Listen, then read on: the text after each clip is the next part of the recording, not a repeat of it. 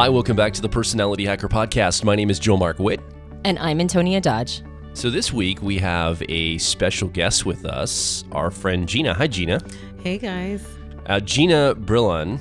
Am I saying your last name right? That was a good try. Yeah. It was a good... It was all right. Yeah, it was said like a white guy says the name. There you go. 2 L's in there that are always confusing to anybody but Latinos because they're like a Y. So it's Brillon if you're saying it with a Spanish accent. Brillon if you're saying it with more of an American accent. Or sometimes even my husband will say, what's he say? He doesn't say Brillon. He says like a Brillon. Gina Brillon is something he'll say sometimes. And I'm like, oh, my husband can't even get it right. So you just got to meet Gina, and you can already see why we like her. And she's our friend, right? She's like, just jumps right in there, and she's just Gina. So that's awesome. But Gina, you're also a professional comedian, an actor, and you have been in the industry for years. I have 21 years to be exact. 22 by next year. So 21 years. And I love it. That's cool. And so welcome to Personality Hacker. And the reason why we wanted to have you on today, not just because you're our friend, but want to talk to you a little bit about what you do and maybe some insights that you've picked up in your life through comedy and acting. And I think through a conversation today, it might be really fascinating for you listening to hear some of the perspectives that Gina brought. So in a little bit, I want to ask you about something specific, but let's just kind of open this up and talk a little bit about what you do. Well, and to give some context, why are we friends with Gina? And why is Gina in our house right now recording a podcast, Joel? Yeah, well, actually, I grew up with Gina. You're married to my childhood best friend, Jeremy. Yes. And he brought you around, about a year and a half ago. He's like, hey, I fell in love with this amazing woman. I got to introduce you to her. And he brought you into our lives and introduced you to us. And we both fell in love with you also. And then you got married this past year, and you guys have been married a little over a year now. We came to the wedding in New York City. You got married at the comedy club. Yes, at Gotham Comedy Club, my home club. Yeah, and that was like the most fascinating wedding I've ever been in my life. Like, it's in a comedy club. You've got different people that you're in the industry with, and it's New York City, already. So it's just like this. It's just a lot of energy. A lot of energy there. Fascinating experience to be in your wedding. So that's why Gina's here, Antonia, is because she's married to my childhood best friend, and she's become a friend too. Well, and I think one of the reasons why we've connected so much is because we have a shared interest in personal development. Absolutely. So you're not one of the sort of stereotypical broken comedians. You're actually a comedian that's into growth and development and becoming the best version of yourself. That is absolutely true, although I think I'm broken too. Yeah.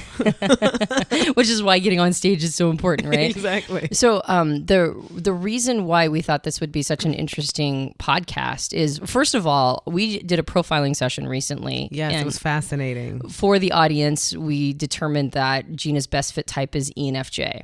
So our audience knows that means that your driver function is extroverted feeling or harmony, which we had an interesting conversation around how you engage with your audience through sort of understanding and feeling the temperature of the room and observations that you make about what the audience will be receptive to. So that's something that I think would be sort of interesting to talk about a little bit on this podcast. But before we go into that, can you get, for the audience's sake or for the individual listening, would you be willing to talk a little bit about where they may have seen your name or why they might actually be familiar with who you are? Yeah, absolutely. Well, I've been a stand-up comic for 21 years now. I started when I was 17 years old. You may have seen me on like Comedy Central. I've done a couple things with Comedy Central, and I'm in a couple of projects on Netflix. I was on HBO recently, and also in The Conners on Kevin Can Wait. There's a lot of, I was on The View. Like, I could go through my whole, as I'm saying, things are popping up, and it's like, well, what region are you in? This is what you might have seen me on. But mainly all of it is going to be stand-up and acting related.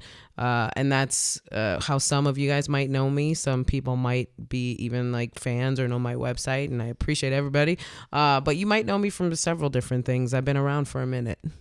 Right. And so right now, I mean, at the time of this recording, you have a spot on the Connors. Yes, I filmed 2 episodes, the second of which is airing actually tonight. I don't know when you guys will put this out, but like tonight on Tuesday nights is when the Connors airs. And I've already been in one episode where I play part of a lesbian couple who is trying to adopt Becky's baby, or their goal is to adopt Becky's baby. And it was so funny because when I told people, I think I had to break the news to my parents. I was like, hey, I got a job on a sitcom and I'm playing a lesbian. Don't get freaked out. You guys know I'm straight, right? But it was like, I know how my parents think. And because my brother's been openly gay since I was like 14, I think I was like, oh, they're probably gonna think I caught it. Like he sneezed on me. And I was like, oh no, I got gay. Like, you know, people just have these ignorant ideas about stuff like that. And so I know that there's probably a couple people from my past that are like, a lot of people that hit me up though were my gay friends from like high school and stuff. So we were like, oh my God, thank you for representing us. Thank you for, it's so nice to see like a Latina like out there, you know, doing things and representing for gay people. And it was really nice to get those messages. It was a really cool role. And the woman that played my wife was very considerate of my comfort levels. Like, can I hold your hand? Is this okay? And it was very nice. Well, and speaking of which, that actually is usually the position you're used to taking, is representing the Latina culture. Yeah, absolutely. And it's something that I do take pride in, and doing it the way I wanted to do it, not the way I was told how to do it, not the way people wanted me to represent it. You know, when people hear a Latin comic, you know, I work a lot with Gabriel Iglesias, and one of his pet peeves is being referred to as a Latino comic. He doesn't like being put in that box. And I understand it. I don't mind being called a Latina comic, but for me, I just have a different view of it. There is a pride to being called a Latina comic. I realize that the negative connotation is, oh, you're only funny to Latino people if you're called a Latin comic. And I guess one of my goals was to put the kibosh on that idea and be like, no, that doesn't mean that I'm only funny to Latino people. You know, it is what influences my point of view, and that's what it means. So you growing up in New York City, right? Yeah, absolutely. In the South Bronx. And you're 17 and you go, Yeah. I mean, I'm guessing you liked comedy as a teenager. Ooh, almost broke your mic. I did. I fell in love with comedy at 14. I saw Brett Butler. She had a show called Brett Butler Sold Out, which was the first Brett Butler special I saw. It wasn't her first special. That first special was The Child Ain't Right. I'm such a comedy nerd. But I was watching her special and I had no idea what it was. I had no idea what stand-up was. At 14 years old, I knew there were funny people out there, but especially watching, like if you watch Spanish language TV, the only time you ever saw women is when they were dressed scantily clad and dancing, or they were literally dressed as clowns. Like that's just how we were represented. So for me, I see this beautiful Southern woman who's incredibly smart and really sarcastic, and she has the attention of this entire room full of people. And all the focus is on her, and she has complete control of the room. And I was immediately drawn to it. And I said, oh my God, she's making everybody in that room laugh. She's making me laugh. At 14, I understood her sarcasm. I totally got everything.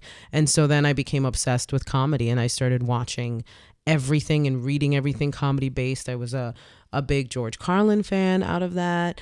I've always been a Carlin fan. I love him. But I mean, I watched all the Georges: George Burns, George Carlin, George Lopez, every George I could watch, and everybody in between. Margaret Cho, Kathleen Madigan, everyone from Paula Poundstone to like every single comic I could watch. Robert Schimmel, all these different comics I was watching and just soaking in this info and being like, this is what I want to do.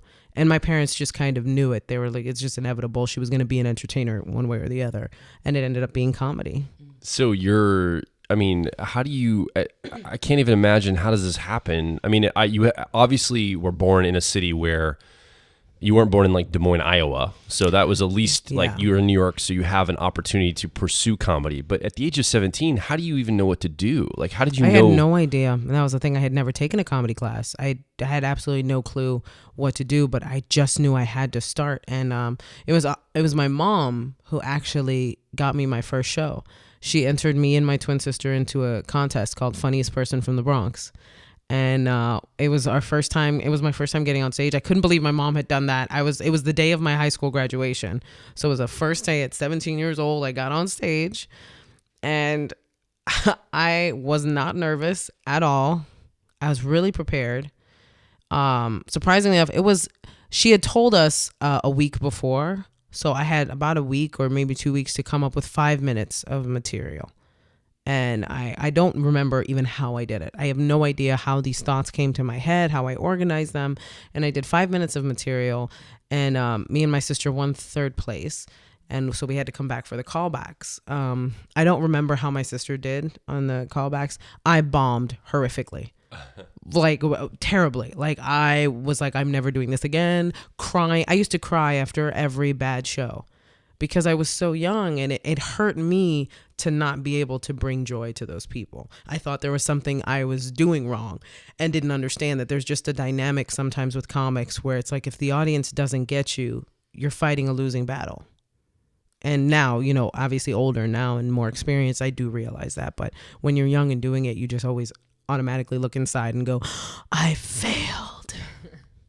Now, I could sit here, but literally, I mentioned this before we started recording. I could probably ask you questions and have this conversation for 5 hours straight, which I'd be fine with. I love talking about comedy. I'm just fascinated by all of it. I think comedy to me is an interesting art form. I see it as an art form personally, like this just amazing spoken word art form to sway how people think, to open up their ability to think differently, and challenge them, really, quite frankly, through humor and making them laugh at themselves. I love it. I think it's a great art form.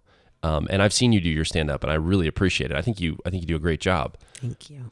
What's it like? I mean, so you start young, and you're a young Latina female in a man's world, right? I mean, comedy, from what I can tell, is a very male-dominated industry. And here you're this young girl. It was difficult. It was really difficult. It was a lot of me having to be aware of the fact that I was the youngest and the only female on shows. And, and obviously there were times where it was really uncomfortable, where guys got inappropriate with me. But there were also times when I had amazing big brothers in comedy that would come to my defense or that would protect me.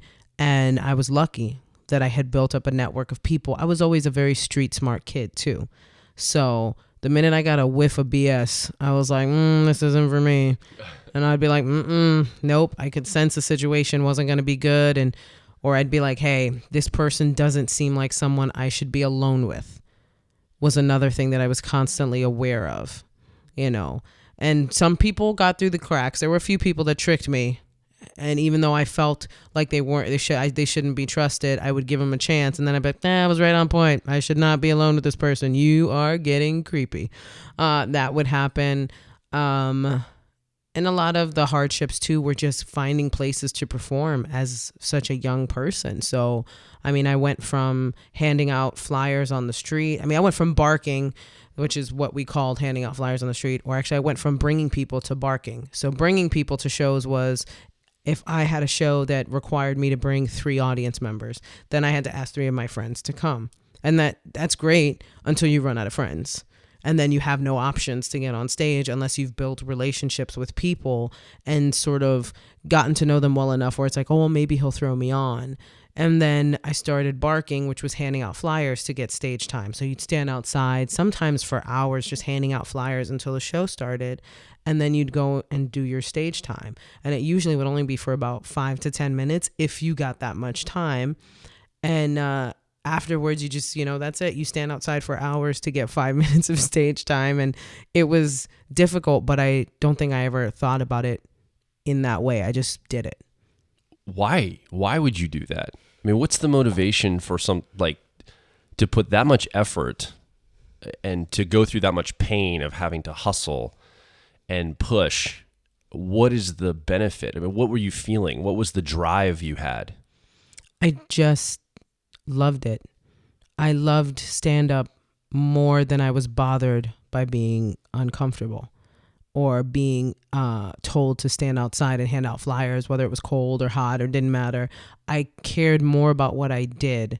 and the impact it had than I cared about the work that I had to do to get there. I wasn't afraid of the hard work or intimidated by it. At times I was probably annoyed by it, yeah, but I never thought of it. If I had gone in with the attitude of this is going to be hard, I think I would have thrown in the towel quickly.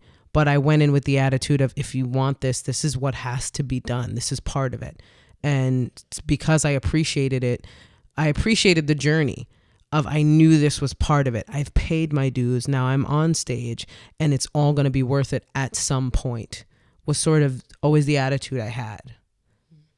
So there's a show on HBO called Crashing. I don't know if you've seen it. Yes. And that was the first time My buddy Pete Holmes. I've known Pete for a very long time. He's a very sweet guy and it's a great show. Yeah. And that was the first time I ever I was introduced to the idea of barking. Because he does it on the show, right? And I was like, oh, I bet that is how comedians have to start out. Yep. Is by handing out flyers. And so you go through almost like a hazing.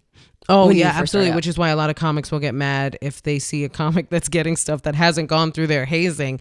And although I can understand the frustration, I've always been a believer of whatever your path is your path. I can't ask you to walk the same path that I walked because that's not fair. I don't know what your journey's supposed to be. Maybe you are supposed to get stuff before you having paid your dues because there's a lesson that you need. I can't call that. So it's never bothered me, but I can understand the frustration in other comics where it's like, well, I had to do that.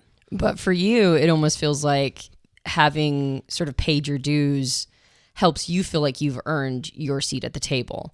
And so you know that you didn't just get anything because of, maybe because you're a woman or because of you were young and attractive or whatever. Yep. You know that you went through all of the same sort of rites of passage that has you, now that you're a kind of a nationally and probably internationally, I would imagine at this point, known comedian, that you earned your sort of right to be there. Yeah. And that said, you are incredibly generous in your opinion about this. So I want to speak to that idea when I mentioned before, like you're not one of those broken comedians. And I say that sort of tongue in cheek. But you and I have had that conversation around how a lot of comedians use their stage time to work through their issues. And that's a big piece of why they're so drawn to the microphone, is that's where they process their shit. Absolutely. And so because of that, it's almost like they need that stage time to be able to process everything that's going on for them, or at least get the audience feedback on what's happening. And sort of, it's almost like the public venue is a way for them to deal with what's going on for them.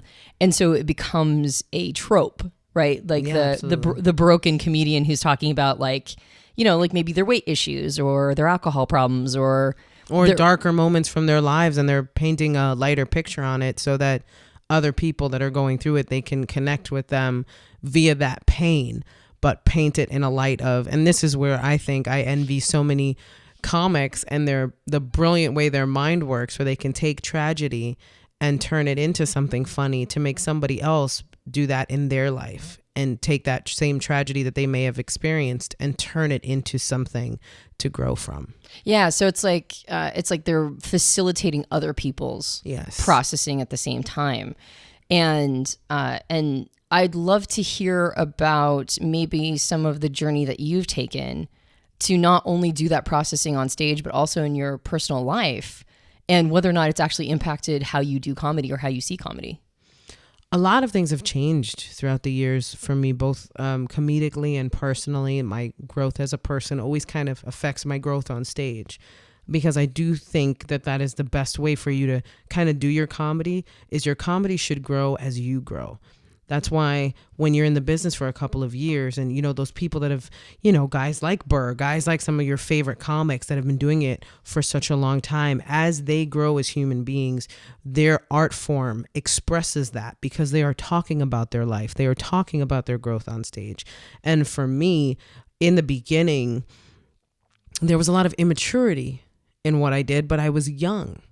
And therefore, I had a fearlessness that happens when you're in your teens, where I thought, basically this belief of like, I'm both emotionally and physically made of cartilage, nothing can hurt me, and I will go up on stage and I will be fine. No matter how many bad shows I had, and no matter how many bad shows I cried after, I still needed to get back on stage. I still wanted to do it. There was still no, this isn't for me and I'm going to get a job teaching, or I'm going to get a job doing this or that. it was like, no, you have to pick yourself up, dust yourself off, and keep going, because this is inside you for some reason and you need to get it out there. And throughout the years, as I grew as a person, went through, pitfalls in life, whether it be relationship wise or just life wise, and moving back in with my parents after going through breakups, or living by myself after stuff, meeting my husband, all of these developmental things in my life always seep into my work, because they have to.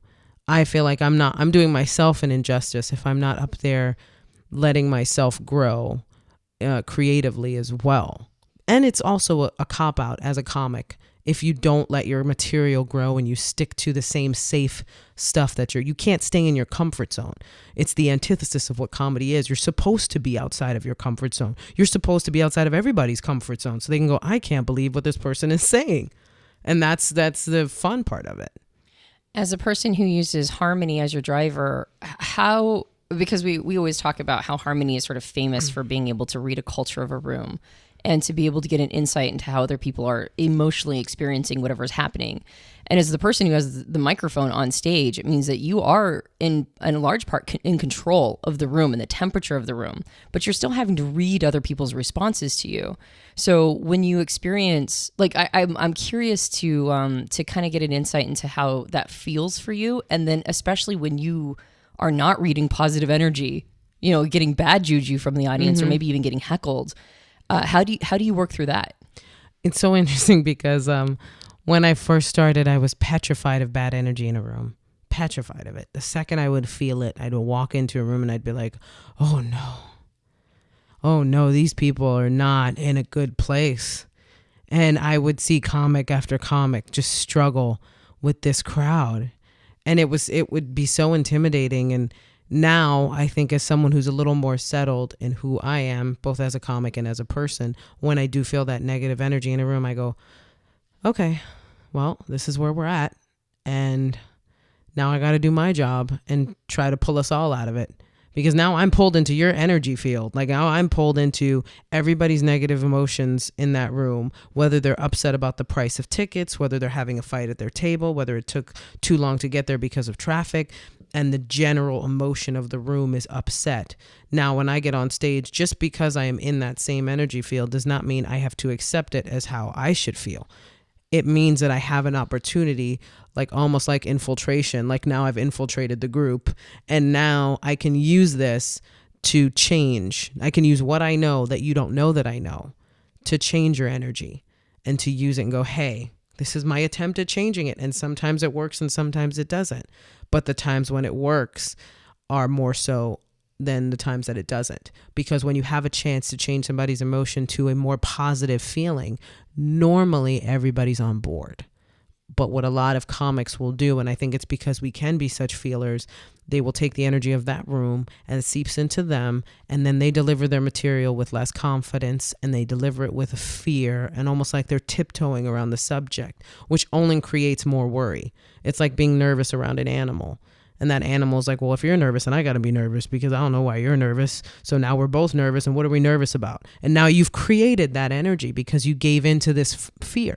So, I mean, that's kind of a long-winded way of describing it, and on a deep level, I guess, is the way I'm describing it. Yeah, no, I mean, I think that's perfect. And especially since you are particularly sensitive to that, I'm curious to know, because a lot of people who use harmony, one of their big challenges is creating healthy boundaries.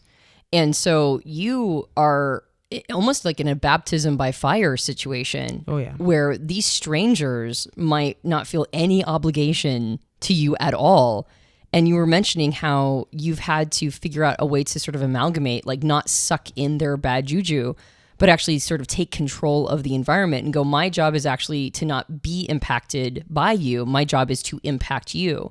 So I don't know if you've ever considered this thought or this question before, but what were some of the things that you did to create those healthy boundaries with the audience? And one of the biggest things is I started kicking people out. You were kicking people out of your shows. If I'm headlining and you don't know how to behave like a grown-up, you get one warning. And if you go over that, then I treat you like the child that you behave like. and I kick you out. And I have stopped shows and I have been like, I am not continuing until that table is out of here.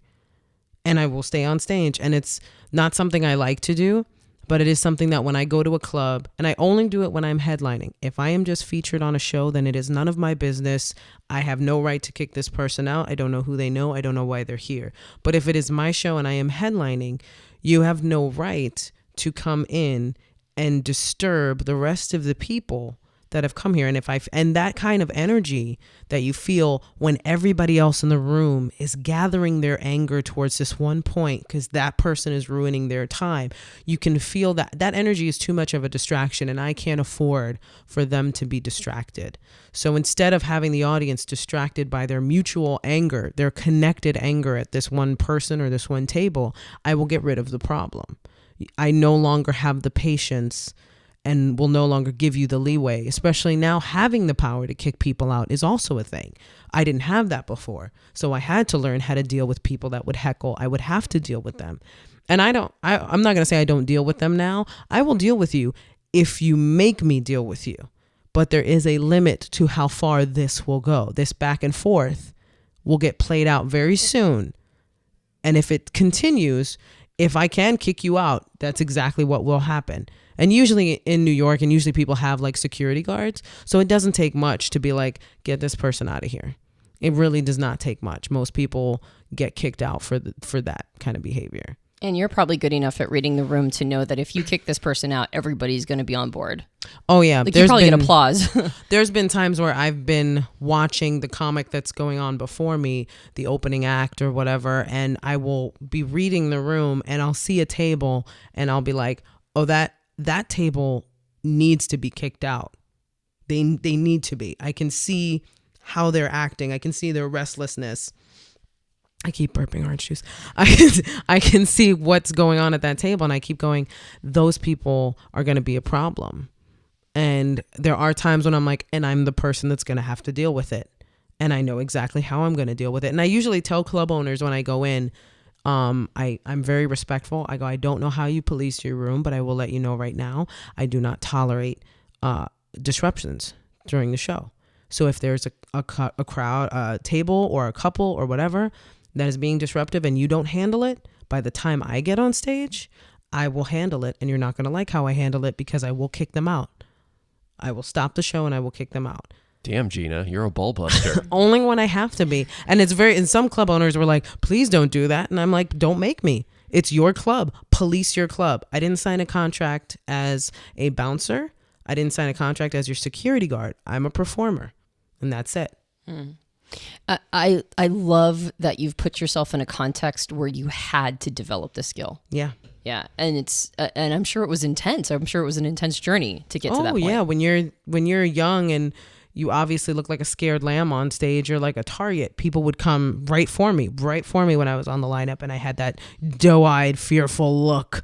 But when you take the stage as a more confident performer, as a grown person who is, self-aware enough to know that boundaries do need to be set, even on a large scale, like with an audience, where it's like, yes, I'm performing for you, but you do not run this show, nor do you run me just because you've paid to see this show. It does not mean that you get to run what goes on that stage. You paid for a ticket to see me, and that's what you are going to get. 100% me. If you don't like it, that's fine. I can accept that. Be a grown-up about it. Use those two things darting out of the bottom part of your body and walk right out of the showroom. I will not be offended. You can leave.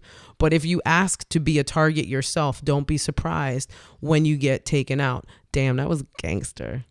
That was gangster. That was awesome. Absolutely. Well, and now my brain goes to, okay, so that's how you control the energy of the room. That's how you created good boundaries with your audience. And you're able then to show up as your best, most competent because you have the confidence to be able to manage the energy of the room. But my second question is, how do you choose your material? Because as you just mentioned, it's a comedian's job to get people out of their comfort zones and to get out of your comfort zone.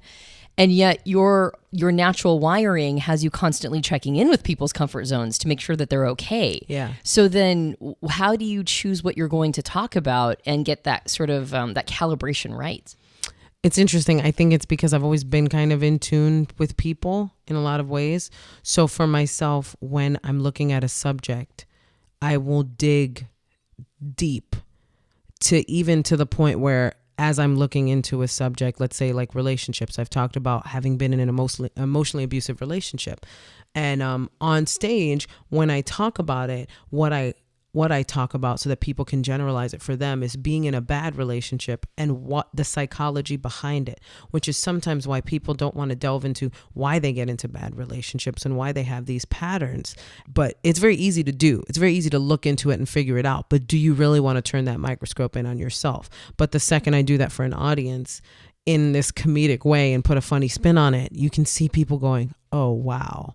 Like, oh my God, yeah, that's totally, I don't ever do it in an attacking way, which I feel like when you come at an audience or a group of strangers, essentially, that you were trying to connect through your point of view, your perspective, and your stories, you have to remember that if you come at them aggressively and in their face, automatically they will get defensive. If you try to tell people, this is how you should feel, this is why you're wrong, this is why I'm right, automatically they will tune out. But if you say on a global scale, this is what is going on inside you when this happens, because I know, because it's gone on inside me.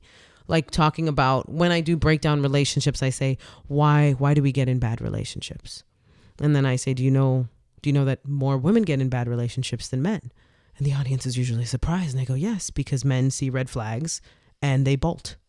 Women see red flags and we go, I can fix that. We are taught to be fixers. We are not taught to just walk away from something. Men are taught that sort of logic over emotion. Whereas we lead with emotion and we go, I can fix this. I can fix this. Whereas guys look at it and go, no way, red flag. I'm out of here. I am not trying to fix that because it's not my place to fix that. That's that person's thing that they have to fix, which is actually, I think, how the situation should be handled. You cannot force healing onto someone that does not want it, nor do they think they need to heal. You can't force that on a person. And knowing that intuitively myself, I can tell that to the audience and have them sit back and go, oh, wow, that is true. And then I go down the road of conditioning and how we're conditioned. And, you make all that stuff funny. And I'm putting it in a more complex frame than when you see it on stage. And what people don't understand about comedy is like the best comics that the guys that you think are brilliant are so much deeper than you could ever know. And you're looking at it like, man, that was a great bit. That was a great joke. But there's so much more that you don't even realize you've learned from that bit, which I think is the brilliance behind a lot of comics that I personally love. Mm-hmm.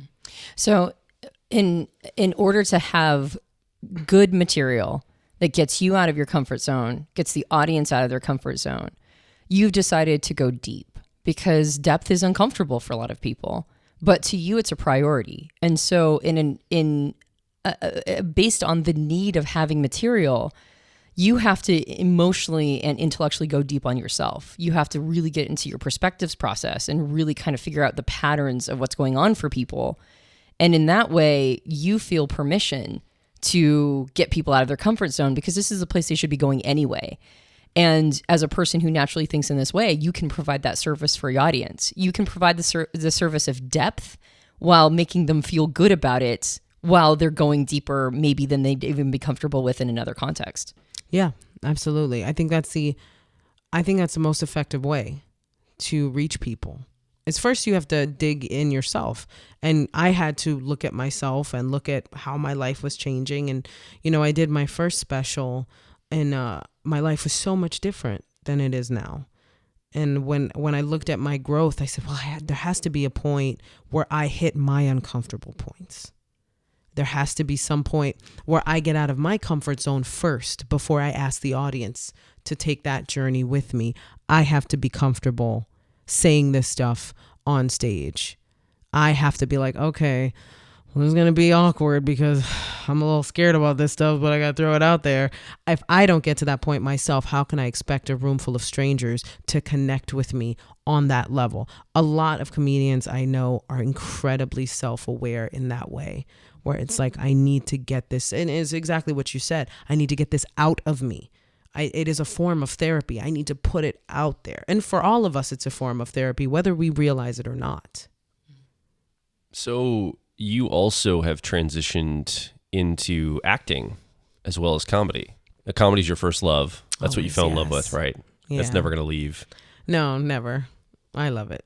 But the transition into acting, is this something also that you love? Is this just the thing you're supposed to do as a career track? Because that's that. Like, where else do you go? That's the direction. Like, what was that a conscious decision? Is that something you fell into? How did that evolve for you? You know what's funny is I started out in drama and musical theater and stuff like that. But when I started doing comedy, I was like, this is my home. This is my home.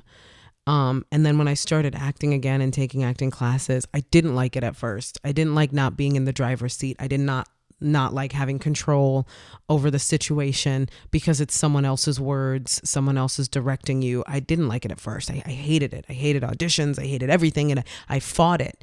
And the reason why I fought it, when I dug deeper and I really looked into it, was an insecurity that I had of not being good enough at it. So I put it aside and talked trash about it and, said I hated it, and I had because of my own insecurity about what I really meant by I hated it was I'm not good enough. And I'm so scared that I'm not good enough that if I do this and I fail, I'm proving myself right. But if I don't do it at all, then I can't fail at it. If I act indignant, if I act like, well, I don't need to do this because I don't make my money that way. If I do that and I give myself reasons not to do it, then I don't have to deal with my insecurity about my own failure. So rather than continue that process, because once I called myself out on it and started talking to other comics that I knew that were getting acting roles and were doing things, and they sort of got me to see it in a different light. And I learned how to get over my insecurities about it and know that we all suck at this. Like everybody who's trying, the casting director doesn't know what they want until you walk in. And we're all learning it. It's all a skill that we're learning. You know what I mean? Like we're all growing and developing. So the fact that, in the beginning, I couldn't nail anything because I wasn't trying, because I was so convinced that I was going to suck at it. I made myself suck at it. I was like, oh yeah, I suck. I stink at this. I suck at auditions. Well, yeah, of course you do, because you go in with that attitude. It's like when you're ice skating and you're like, I'm going to fall. I'm going to fall. I'm going to fall. I'm going to fall. And you've been fine this whole time, but you keep going, I'm going to fall. I'm going to fall. I'm going to fall. And then you fall and you go, see, told you I was going to fall. Even though it took you an hour to fall, it does not matter. You still proved yourself right. So you hold that as a truth. Once I changed my perspective on it and looked at acting as a break from stand-up and looked at it as like, oh, this can be something I play with, like fun, like a kid. Like I can have fun with this and just play with this role and be whatever I want. I don't have to be Gina. I can be whatever the role is, and I can have fun with it because I don't have to be Gina anymore. I'm Gina all the time. I am her all the time. 24/7, I am Gina Brillon. That is who I am. But with acting, I get this chance to play someone I'd like to be or someone I'm curious about. Whether that person's a good person, a bad person, a funny person, I get to explore different personality types. And once I started to look at it more like that, it became so much more fun. Yeah. Is there an expectation in your life from the people you hang out with? I know you've got close friends that probably don't always have this expectation, but is there an expectation that you're the funny girl, the funny person that's around, that you have to be on? Or maybe it's only an expectation you have for yourself. Maybe other people don't even have it for you, but that you have to show up as the one that's the entertainer in the contexts you're in. Almost like a role you've created for yourself that you have to fulfill. Yes, for certain groups of people, I think it's expected of me. But for most of my friends, they know that I'm a pretty chilled person and they don't expect it. It'll happen naturally. Like I'll make them laugh naturally. I'm probably never more turned off or actually not in comic mode than when I'm with my family. I am my most chilled and I let everyone else be funny and I love it.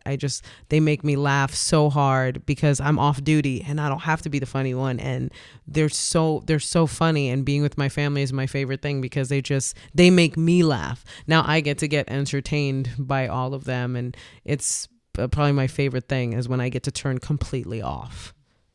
Being a person that also deals, so you have that harmony process, you care about people, and you have fans. Yeah. I think we met some of your fans. We were out in Los Angeles for the HBO taping that you just did recently. and there were fans there, and I'm sure that's kind of an interesting. You've had enough experience of it for a while now, but it's probably an interesting dynamic when somebody knows a lot about you. They've seen your stuff, they come as a fan, and this weird relationship of how do I make sure I don't know this person, but I also know that they feel very connected to me. So I want to honor that, but we're not intimates. I can't pretend that we're intimate or we've had a lot of history together. But this person probably feels that way. Is that a kind of a weird experience for you? Is that something you've had to navigate, or has that just been a natural progression through your career? It's a little difficult, honestly, to set the proper boundaries with fans, because I genuinely do.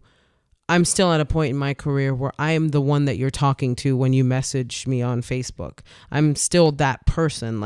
So because I have such a close one-on-one with a lot of people who are fans of mine, it is hard sometimes to set that boundary. But every now and then when I do, I'll still feel bad when I set that boundary where I'm like, oh God, I feel terrible. But I have to tell people stuff like when they ask me for oh, can I FaceTime with you? And I'm like, no, we're not really friends like that. You can't just call me. I'm sorry. I will respond to your messages. But one of my fans asked for selfie once. He was like, can you send me a selfie? And I was just like, no, I can't. There has to be a line that we do not cross. No, you can't have my cell phone number. No, you cannot FaceTime with me. No, you cannot call me on Messenger. No, there is a boundary that I have to set, or people that hit me. And the hardest is when people hit me up for money. And, I had a long lost cousin or whatever whose father had died and was like, yeah, we're having trouble paying for the funeral. And I was like, I can't. Yeah. I can't. And it's a hard boundary to set because I know how bad the person feels being told no. And I feel terrible. But if I don't do that, then things get even more out of hand. Yeah. So I want to go back to your, and I'm weirdly enough, this is the most serious conversation. I know, super with a comic, I know, but I love deep conversations. I have so many funny conversations, but nobody delves into the depth of comedy or personality types like you guys do. So I'm so down for this getting deep. I have no problem with that. Yeah, I almost feel like we should be being more funny than we all are. I know, right? She's awful serious for a comic. Yeah, but it's our setting the tone, I think.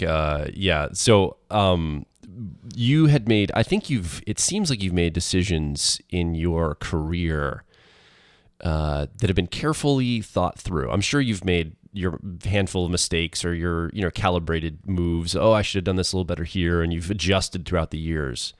But just from the tone of your comedy, it seems like you do have an inner guide of you have a style of comedy that you've adopted. It seems to be, I would call it more family friendly. You'll go into different topics that are a little edgy. Yeah. But you don't necessarily drop the F-bomb in most of your sets. You're not super. It's hard when you're asking people to come out of their comfort zone. If you drop too much aggressive language, all of a sudden, because people are outside of their comfort zone, they may feel a little more threatened. It's like they feel naked emotionally. So if I'm coming at them in the wrong way, it can turn on me. And so I was always very careful with how I handled people. Plus, I did notice that just with my presence, when I would use harsher language, I would see the audience just be like, Gina, no. I could see it in their face. They were like, why? So that made it an easy decision for me.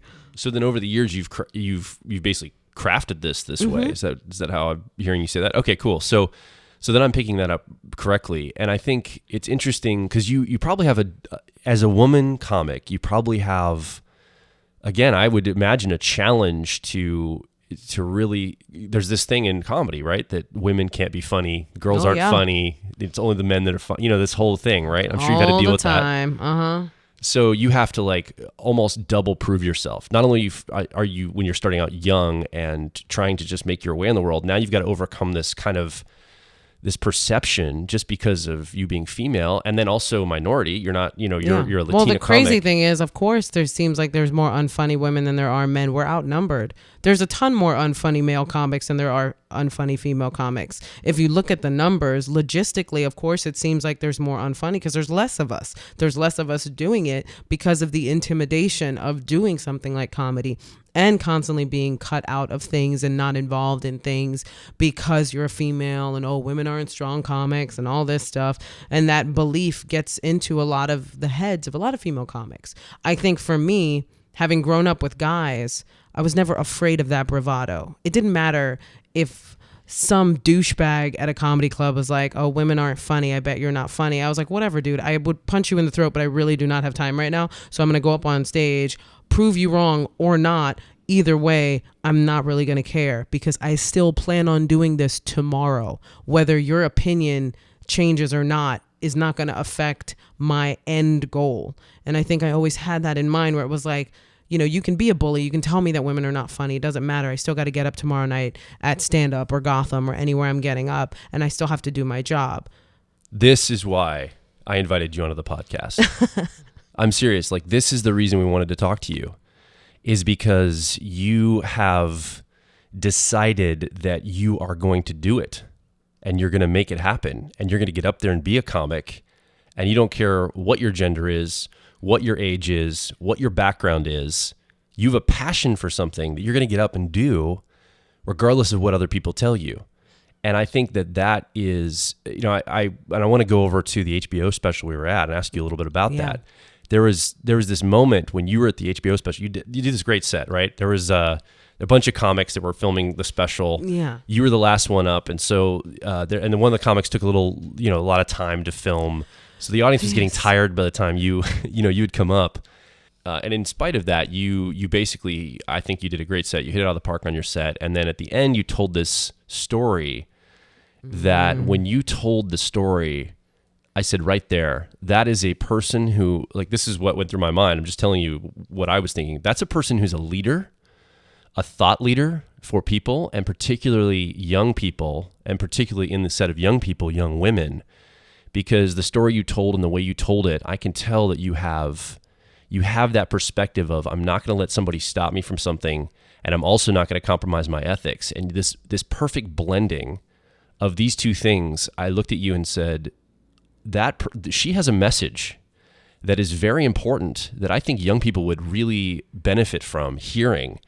And if I ever get a chance someday to have her on our podcast or talk to her and somehow get this on recording, I want to do that because it's a fantastic framework that you come from, just that ethic. So I want you to tell a story in a minute, but that ethic of, like, I didn't buy into this bull crap about girls can't be funny and I'm too young, or what was the story you told that night on that HBO special? It is one of my favorite stories to tell. It is a true story, and it's about an audition that I went on. To give you sort of the cliff notes without losing the emotion of the story behind it, when I started comedy at 17, there were these two managers in New York, two brothers that were very big, and I couldn't wait until I was one day going to work with them. It was like, oh, it's in the stars. And one day when they did call me for an audition, it was a difficult project for me to try to take on because it was very stereotypical. It was a story of a young Latin girl who was a single mom living in the South Bronx, which sounded perfect for me, Puerto Rican from the South Bronx, so I thought it would work out perfect.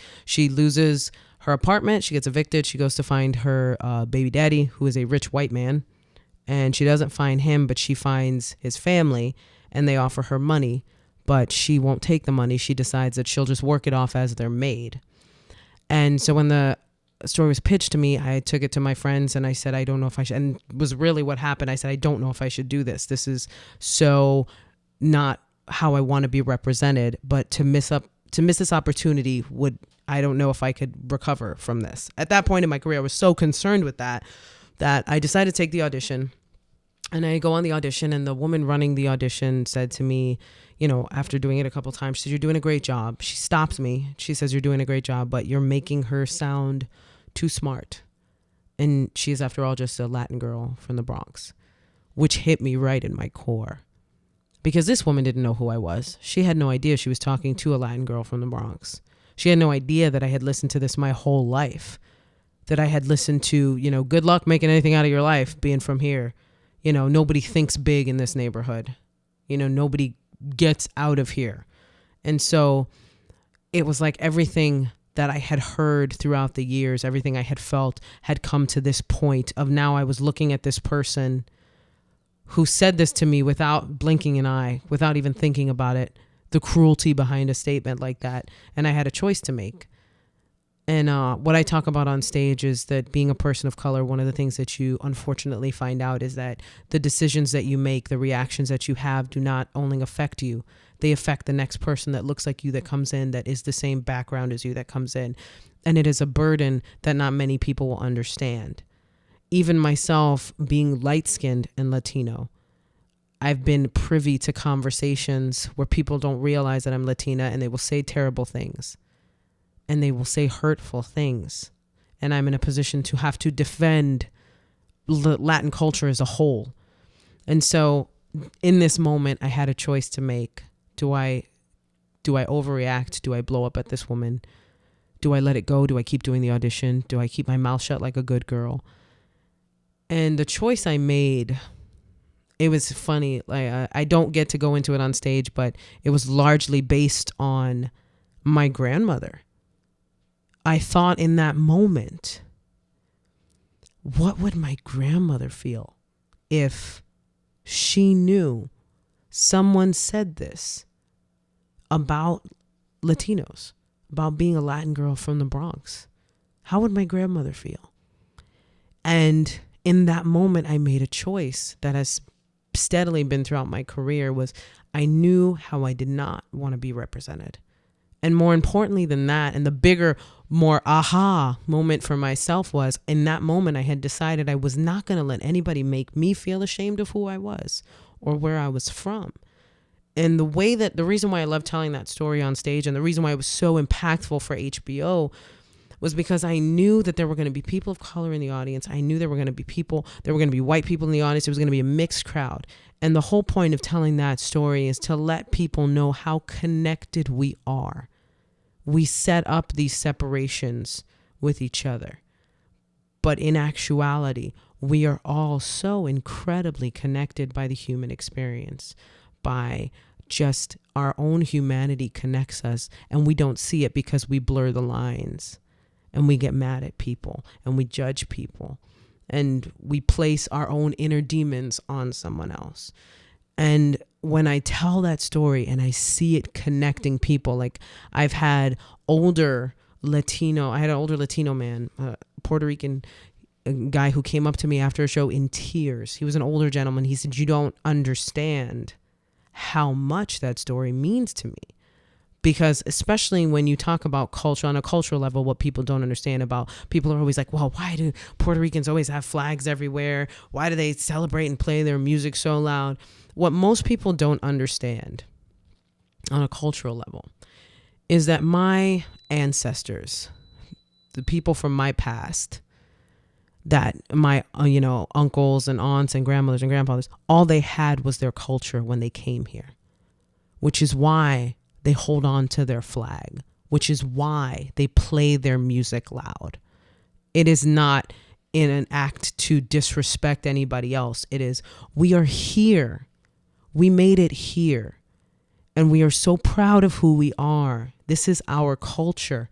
And to try to stifle that, I get very upset when people make negative comments about stuff like that. Because to try to stifle someone else's culture is so disrespectful. To try to say, you shouldn't be that loud. You shouldn't play that music. You shouldn't have that flag everywhere. Why not?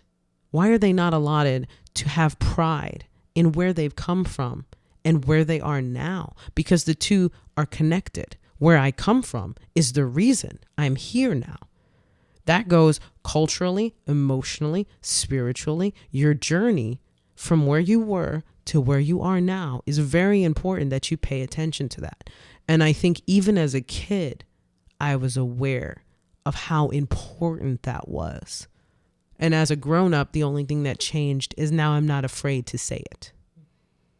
I think it's a powerful story. And for me, it speaks to me in that the message I take from what you talk about is you could have taken that opportunity and probably had some success, and maybe it would have taken your career a little bit different direction. I don't know. But I think you almost had a precog notion of the kind of thought leader you wanted to be. I mean, I don't know if you see yourself as a thought leader, but I definitely see you that way. As getting up on stage with comedy, you're helping people calibrate their thoughts differently. That's how I see the art form that you've chosen.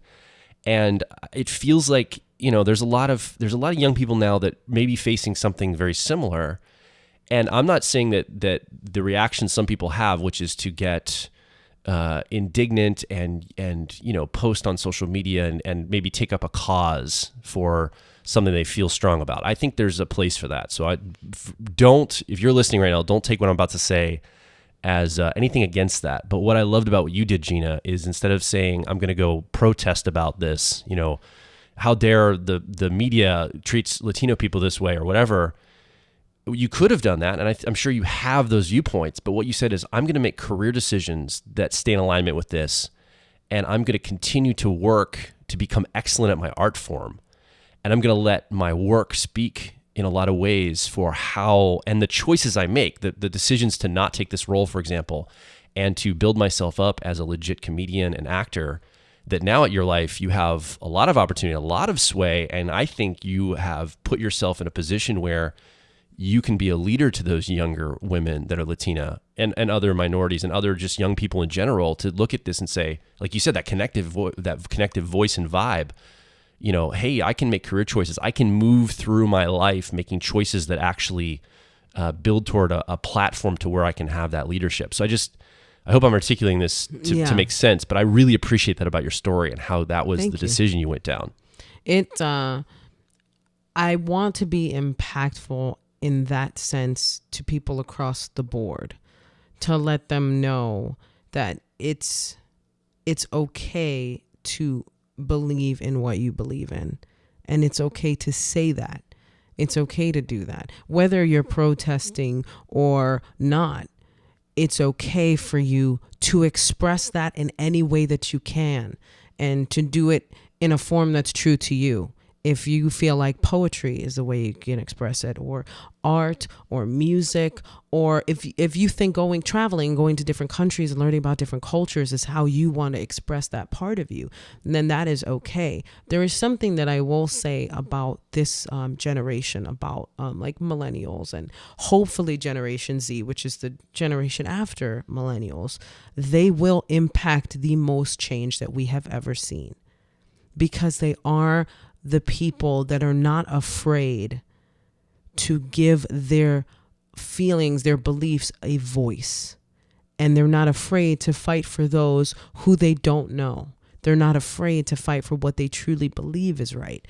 And as much flack as we give to millennials as people, I'm a Zennial, so giving people flack, and I'm a comedian, so that's what my generation does. We're that sarcastic generation that was both digital and analog. So because we grew up with all of that, we have so many opinions on everything. And so we may give crap to the millennials for their sensitivity levels, but I will tell you this, regardless of the flack and the poking fun of, this is the generation that will make big moves, just like in the 70s, we had big movements, just like we had big changes. There has to be a group of people that maybe we look at and be like, these people must be crazy, because they're trying to change the flow of things. And what scares us more than anything else is the deconstruction of what we've all become comfortable with. So when they hold a mirror up to that, and this is what millennials do very brilliantly, is hold a mirror up to society and go, would you look at this? Would you look at what's been going on this whole time that you guys have been ignoring? And that's a comic's job. So in actuality, instead of being at odds with millennials, we should all be on the same page of, hey, they're right. We need to be called out on this. Because I'll tell you right now, as much as you can make fun of people that are all about anti-bullying and, oh, well, I grew up and I got bullied. If somebody ever said anything to my niece that was unkind, she is 9 years old, I will fight you, bro. I don't care how old you are. That's how defensive we are about the people that we love. We immediately come to their defense. But when somebody on a global scale is saying, hey, it's not fair that they get picked on in the first place, we tend to make fun of those people and call them weak. Well, what's weak about acknowledging something? What's really the weakness there? And who's really the weak one? Is it the one calling out the bully? are the one doing the bullying because they are secretly insecure about themselves. And when it comes to bullying millennials, nobody's better at it than some comics. But I truly believe if we could change our perspective on it and actually work together, I think the fear for comedians in terms of millennials is the sensitivity level and the fact that if we come at you with our opposing views and going, well, hey, what about looking at it like this, is that you automatically feel attacked. Now it's not funny. Now you can't see it from another person's perspective, which is, I think, where the imbalance lies, is this inability or reluctancy to see it from another person's perspective. Yeah, I would totally agree with that. I think that's why, as Joel mentioned, that concept of being the person who's willing to take personal responsibility for your choices and recognizing that you saw down the line that this was something you weren't going to feel good about. I think the combination of that social component of wanting to put a mirror up to society and go, hey, we've been ignoring a lot of problems for a very long time and we need to address them. And at the same time, being willing to do it as individuals, not just on a societal level. Because actually, Joel and I recently had a podcast where we kind of go on about, don't just take up a sign and go picket and go like make your, like just be loud. Mm-hmm. Like go make choices that will actually get you on track for what your life is supposed to be and be an embodied, sort of be an example of what it is that you want to see. Don't just get mad that other people aren't examples, but actually be the example. And we actually got some feedback that didn't gel with some people in our audience. They were like, well, I guess I'm done with the podcast then, because I want to be the person who's talking about this on social media. Well, if you're going to be loud, be accurate. That's all I ask. If you're going to be loud, do your homework. Be prepared for a counter argument if you're going to be loud. That's fine, but don't be loud and be stupid. And I think that's what the problem is, that the people that are, and I talk about it on stage when I talk about millennials, I say, I don't think there's an issue with millennials. I think you guys have bad representatives. Stop letting people that aren't speaking truthfully lead. Stop letting people that are just loud with no real purpose or thought behind it lead. Those are the people that are embarrassing you, because the people that are brilliant, the millennials that I will talk to on a one-on-one level, the people that can debate and are open to debate without feeling attacked, are incredibly intelligent, intuitive individuals who understand on a cognitive level both emotions and thought processes. And that's what you need. Stop letting bad people represent you. That's a big issue. Well, and like you mentioned, there's this idea, or I guess I was actually mentioning it, but that there's a tension, a good balance between not only being socially responsible, but also I guess the reason why I said you mentioned is because you were an example of it, the embodiment of becoming the person you need to be simultaneously. And so I think we have a responsibility to do both. We have a responsibility to sort of point out, that Krishnamurti quote that says, it's no measure of health to be well adjusted to a profoundly sick society. So acknowledging the sicknesses in society is a big part, I think, of what's happening in the world right now. Yeah, and doing so accurately. Like I had a woman hit me up accusing a friend of mine of being a sexual predator, a comic I had worked with. Now, I didn't say anything to her. I was obviously upset by the news, but I went directly to the source. I went to my friend and I confronted him and we talked about it. And it turned out to be a lot of misunderstanding about, I had known this guy since I was 17. I wasn't going to trust a stranger over somebody I'd known for a really long time, but I had questions.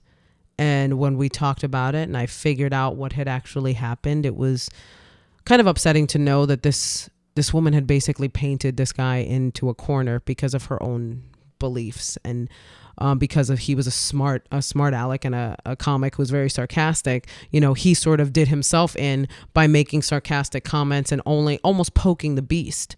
But because I did not respond to this woman personally, she decided she would make nasty comments on posts of mine.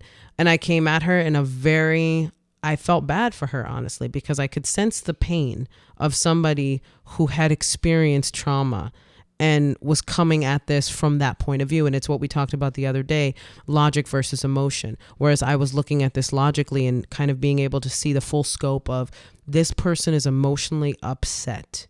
And because of that, they are coming from a place of extreme passion and extreme hurt and extreme anger. And so I did not respond. And when I came back at her, I said, for somebody who claims to be a defender of women, you're attacking a woman on a public platform. You are becoming what you hate because of how angry you are. And I did not mean it to press buttons, but of course that only pressed further buttons, and eventually I had to block her because more negative comments were made. And it's a shame when that happens, when there's no open discussion of, hey, I know you are hurt, but just because I didn't respond directly to you and what you really wanted was my attention, what you really wanted was an apology from me for hanging out with someone that you hated when I had no idea what the relationship was between you guys. But you came at me in a how dare you type way. And I had no pre-existing idea of it. But what she really wanted was that attention, was that I'm sorry from someone. Well, and I think that's the folding personal pain into the social cause. Yeah. And I think that the good balance that I think Gen Xers in particular, because I'm an Xer, I'm a zillennial as well, but I identify more with Gen X. Mm-hmm. I think that's kind of the good marriage between those generations, which is the millennials are so good at pointing out social sickness, but I think that there's a struggle in the personal responsibility piece of going, maybe I can't fold all of my personal wounds into a social cause. Because that does blur the lines a little bit too much. You do, in order to fight for social causes, there needs to be a level of unbiasedness regardless of your history with it, because if not, you will fumble yourself. Right, exactly. You'll project onto society things that can only be handled, quote unquote, in-house. Mm-hmm. But then Gen Xers, like you mentioned, can learn a lot from millennials too, because Xers tend to be so sort of to themselves and independent and all about what's going on for themselves. The art of repression with That's Gen right. X is amazing. And because of that, they will turn a blind eye to societal issues because they'll say, well, just go deal with that. Just go walk it off. Oh, yeah. Well, right? They will, and they have. Yeah. And that's, I think, the big issues for a lot of millennials, why there is such passion behind it and such frustration, mm-hmm. is they keep coming to this same wall of individuals, because the people that are the influencers and the, lawmakers and everything, these are people from Gen X. These are people that will tell them you're being too sensitive, you're being too this. Because if they actually dealt with the emotional weight of years of repression, it would be too much for that person. So rather than them drudge all that up, they will just completely discredit everything and just kind of play it off as, well, you're just being emotional. Yeah, exactly. Just walk it off. It's going to be fine. Yeah, you'll be fine. And I think that's why I appreciated what you said at that special too, is because you reminded people of the need to take personal responsibility for your decisions. Like if you want the outcome you want, then you're going to have to be the embodiment of that individual, while at the same time recognizing that you had a social responsibility, because a part of it was the message you were going to send to people who came after you. And so it was a really beautiful tension between the personal responsibility, not sublimating that, not kicking that can out to other people, not sort of projecting it onto your audience or anything to that effect, while at the same time still being socially responsible and recognizing that you have, you're going to, whatever you do is going to send a message. So I thought it was a really beautiful tension between those two things. Yeah, I would agree with what you said, Antonia. I think the beautiful thing, Gina, about what you said is this idea that I am an example, and there is going to be hard work to say no to some opportunities that I don't feel good about. That's going to create maybe hard work for me later, or I'm going to continue going back in the struggle. I'm saying maybe no to an opportunity here, but I just know that I want to be a good representation for something, and I want people that watch me to feel like I didn't represent this in a way that's not authentic to me. So I feel really good about that decision you made. Yeah, because at the end of the day, you have to live with yourself too. Yeah, absolutely. So I commend you for that. I love the fact that I think, I think that you are poised on a platform that you've built over many years, and you're going to continue to be funny and also sneak these messages in the midst of being funny. And I'm so excited to see the impact you're going to have on people, particularly young people that listen to you as a comic who has made it through that journey. And I'm just excited for you, and thanks for being on the show. Thanks for having me, guys. Yeah. You guys also, if anybody is interested in checking out social media, then please do. It's G Brillon on Instagram, and my website is Gina Brillon Comedy. Actually, GinaBrillon.net. Woo, God, I almost gave you my old website. GinaBrillon.net is the website. You can see the tour dates and everything. And yeah, this has been a blast. Cool. Yeah, make sure you check out Gina's stuff because it's really good, and she does a great job. And we'll have a link at the bottom of this podcast too to go straight to her website. Yeah, absolutely. So thanks, Gina, for being on with us, having this conversation. If you've been listening, we'd love to hear from you. What's come up for you as you've been listening to our conversation with Gina? Have you had moments in your life where you've made similar decisions? What's your view on comedy? How has maybe that impacted your life? If you have a story that you'd like to share, come over to personalityhacker.com. Directly below this podcast, you can leave your story. We love to hear your story because that's so much part of the conversation here. You didn't have a mic with us, right? There's 3 of us here. You're the 4th person listening, and we need to hear from you now. So come over to our website, leave a comment directly below the show, and let us know what's going on for you and what's coming up for you in this conversation. You can also join our community of like minds over at facebook.com/personalityhacker, twitter.com/personalityhack. We're on Instagram, Google Plus, if that's still even a thing. I don't even know. All the different social platforms, YouTube. We'd love to have you connect with us at all those different platforms as well. And if you enjoyed this podcast, you can subscribe to us on iTunes and various Android platforms. And remember, our book is available, so go check it out. It's on Amazon, Books A Million, Barnes & Noble, or you can special order it from your local bookstore. That's our preference. But regardless, if you would like to check it out, it's available, and it makes a good Christmas gift, I believe. So please feel free to use it in that capacity. Also, if you would leave us a rating review on iTunes, that helps us out a lot. And if you would leave us a rating review of the book once you read it on Amazon, that would also help us out a lot. A lot of calls to action. A lot of things for you to do now. Like six things to do. You got to go follow Gina. You got to make a comment, give us your story, connect on social media, leave reviews. Buy a book. Yeah, you've got your homework ahead of you. And but thanks again, Gina, for being on the show. Thanks for having me, guys. Hopefully we'll have you maybe back in the future and have more conversation around this. If you've been listening, my name is Joel Mark Witt. And I'm Antonia Dodge. And we'll talk with you on the next Personality Hacker podcast.